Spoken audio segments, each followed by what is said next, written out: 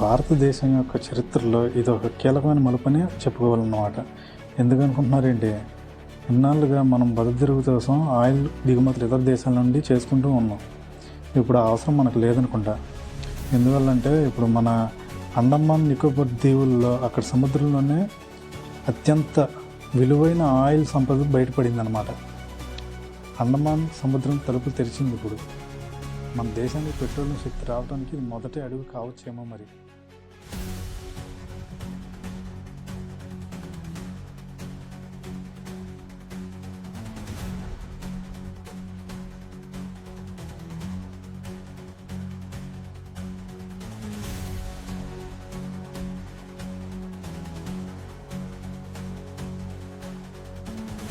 రెండు 2015లో ప్రారంభమైన machine frontier basins అనే పరిశోధన కార్యక్రమం ద్వారా ప్రధానంగా భారతదేశంలోని 26 సెడిమెంటరీ బేసిన్లలో ఎనర్జీల వనరుల అన్వేషణ మొదలుపెట్టారు. ఇది ప్రధానంగా ఓఎన్జీసీ నిర్వహించిన మిషన్ అన్నమాట. అందులో ఒక ముఖ్యమైన ప్రాంతమే ఈ Andaman deep water basin. Geological data ఆధారంగా ఈ ప్రాంతం crude oil and natural gas కోసం అత్యంత ప్రాముఖ్యత గలదని నిరూపించడమైనది.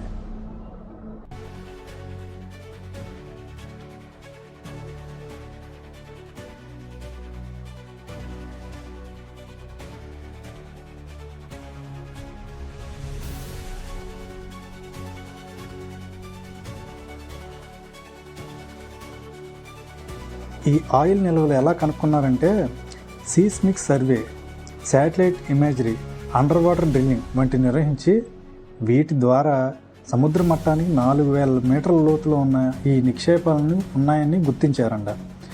జియోలాజికల్ స్ట్రక్చర్స్ క్లియర్లీ చెప్తున్నాయి ఏంటంటే compact and high pressure oil reservoirs ఒకే చోట లక్షల బ్యారెల్ ఆయిల్ ఉండే అవకాశాలు ఉన్నాయని చెబుతున్నారు.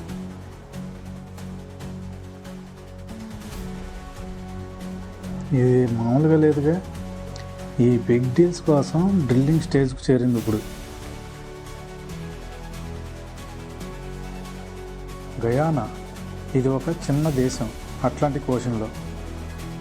ఎక్సాన్ బిల్ 2015లో ఇక్కడ ఆయిల్ నిక్షేపాలను కనుగొంది. దీని తర్వాత దేశం వేల కోట్ల డాలర్ల ఆర్థిక శక్తిగా మారింది.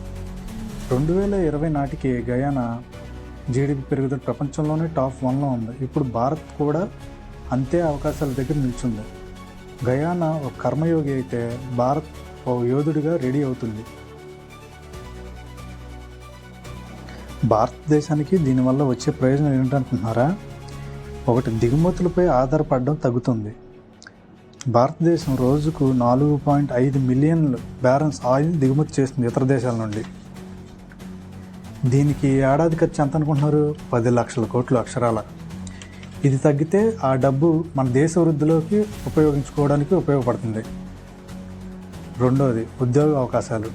డ్రిల్లింగు, రిఫైనింగు, ట్రాన్స్పోర్టు, ఎగుమతి రంగాల్లో లక్షల ఉద్యోగాలు లభిస్తాయి. అండమాన్ ప్రాంతం తూర్పు తీర రాష్ట్రాల్లో ఉపాధికి మార్గంగా మారుతుంది. అప్పుడు మూడవది, ఇంధన స్వావలంబన.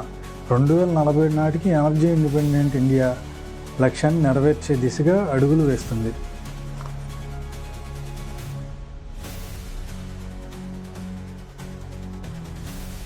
అండమాన్లో ఆయిల్ నిల్వలు కనుగొనడం వల్ల స్ట్రాటజిక్ ప్రాముఖ్యత కూడా పెరుగుతుంది. ఆల్రెడీ భారత నౌకాదళం అండమాన్లో బేస్లు కలిగి ఉంది. ఇప్పుడు ఈ ఆయిల్ ఉత్పత్తితో ఆ ప్రాంతం geo economic and strategic hub అవుతుంది. మలక్కా స్ట్రైట్ దగ్గర కావడం వల్ల మన శత్రుదేశం చైనా వంటి దేశాలపై వ్యూహాత్మక ప్రభావం కూడా ఉంటుంది.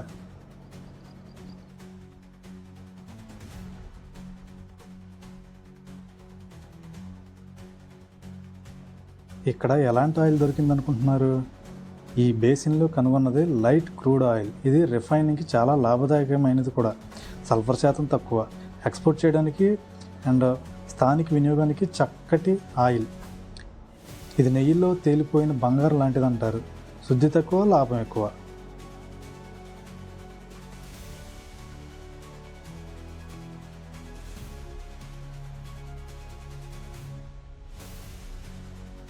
మరిన్ని ఆయిల్ నిల్వల కోసం ఇంకా అన్వేషణ కొనసాగుతూనే ఉంది. ఈ ఒక్కచోటే కాకుండా east coast, Mahanadi basin, Krishna Godavari బేసిన్లో కూడా ఆయిల్ నిల్వలను గుర్తించినట్టు కనిపిస్తున్నాయి. ఓఎన్జీసీ 2025లో 3వ భారీ డ్రిల్లింగ్ ఫేజ్ ప్రారంభించనుంది. ఇది ఇంకా ప్రారంభం మాత్రమే. మిగతా గర్భభూమిలో ఇంకా ఎన్ని ఆయిల్ నిల్వలు ఉన్నాయో.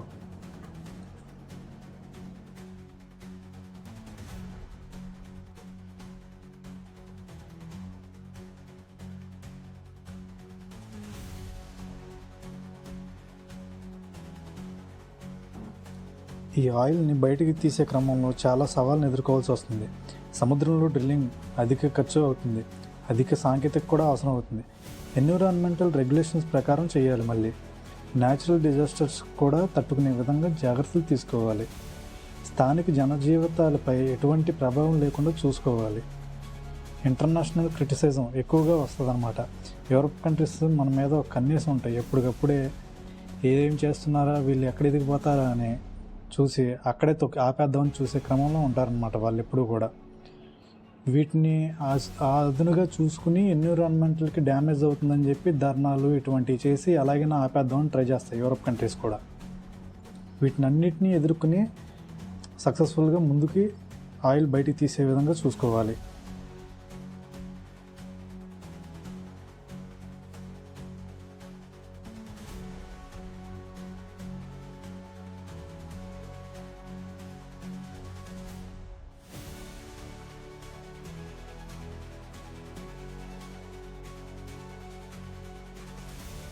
ఈ ఆయిల్ ప్రయాణం మన దేశానికి సంకేతం అనుకోవాలా? 1947లో మన దేశానికి స్వాతంత్రం వచ్చింది.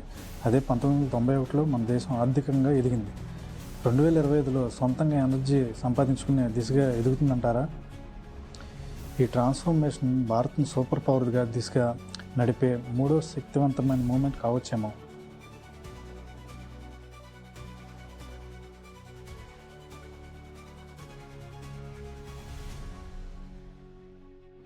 ఇప్పటి వరకు మనం ఆయిల్ కొన్నవాళ్ళం మాత్రమే. ఇప్పుడు అమ్మే వాళ్ళం కావాలంటే ఇది ఆరంభం మాత్రమే. అండమాన్ సముద్రంలో లభించిన ఈ నిక్షేపాలు కేవలం శాస్త్రీయ కొనుగోలుకు కాదు, ఇది మన దేశ భవిష్యత్తుకు మార్గదర్శక దీపాలు అవుతాయి. ఇదే నిజంగా ఇండియాస్ ఆయిల్ రైజ్ అని చెప్పవచ్చేమో. ఈ వీడియో చివరి వరకు చూసిన వాళ్ళకి ఒక క్విజ్ పెడుతున్నాను. ఇది నిజమా అబద్ధమో చెప్పండి. గయానా దేశం ఒక ఆయిల్ ఫీల్డ్తో $200 బిలియన్ సంపత్తిని సంపాదించింది. ఇది నిజమా? మీకు ఆన్సర్ తెలిస్తే కామెంట్ సెక్షన్లో కామెంట్ చేయండి. నేను చేసిన వీడియో మీకు నచ్చితే లైక్ చేయండి. మీకు ఏమన్నా అభిప్రాయాలు ఉంటే ఈ కామెంట్లో చెప్పండి. ఇంకా ఇలాంటి వీడియోస్ కోసం సబ్స్క్రైబ్ చేయండి. మీ ఒక లైక్ మా నెక్స్ట్ వీడియోకి ఇన్స్పిరేషన్గా ఉంటుంది. మర్చిపోకండి లైక్ చేయండి. ఈ జర్నీలో మీరు నాతో ఉంటే ముందుకు ఇంకా అద్భుతంగా సాగిపోగలను. జై భారత్, జై హింద్.